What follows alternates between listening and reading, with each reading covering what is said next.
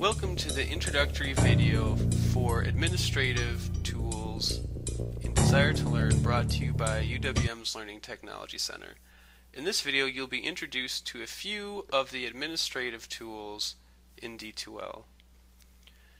To look at the administrative tools, we're going to click on Edit Course. As you can see, under Course Administration, there is a lot of different things you can do here. We're only going to focus on a few of the really important items that you need to know when setting up your course. First, we're going to click on Course Offering Information. Under Course Offering Information, you'll see that the course offering name and the course offering code, as well as the course offering path, department, and semester are already filled in for you. The ones that you can modify are the course offering name. So for example, if you wanted to add the instructor's name after the course, you could do that here. Okay. The most important thing in course offering information is the active feature. This is where you set your course as active. Courses are automatically not active so that you have time to set it up before students access the course.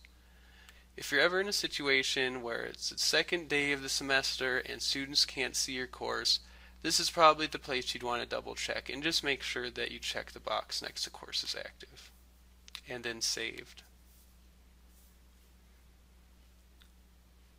As you can see, the change to the name has already taken effect here.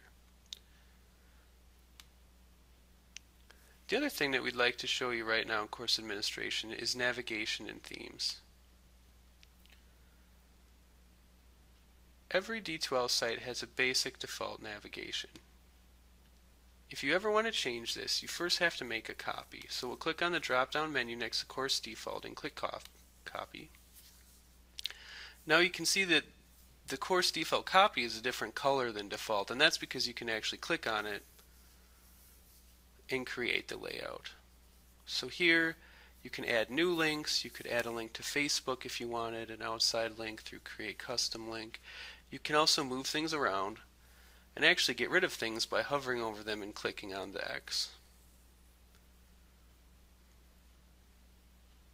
You can also give this navbar a more original name if you want to use it in the future.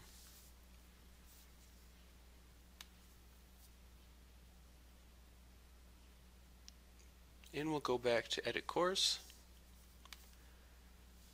And the third thing that we just want to point out here is under Site Resources, Import, Export, Copy Components.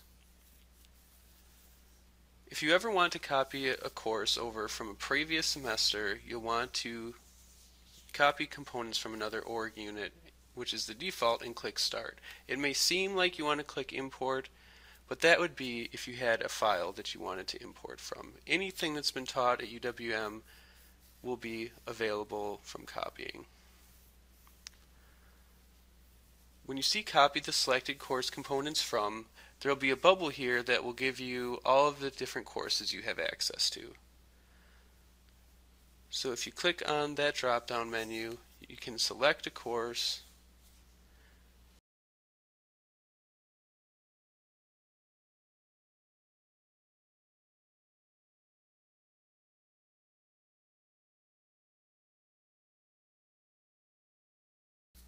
and after you select the course, it's going to refresh with the different options that you have to copy over.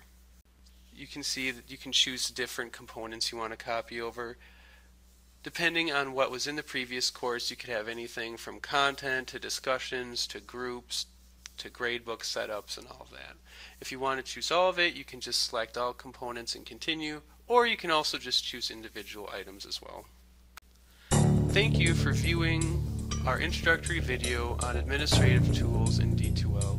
Please remember that this is just an introduction to using these features, and in-depth documentation is available to you on the My homepage under Need Help Using D2L when you first log in. If you have any questions about these administrative tools or any other tools in D2L, please contact UWM's Learning Technology Center at LTC at uwm.edu or via phone at 414-229-4319.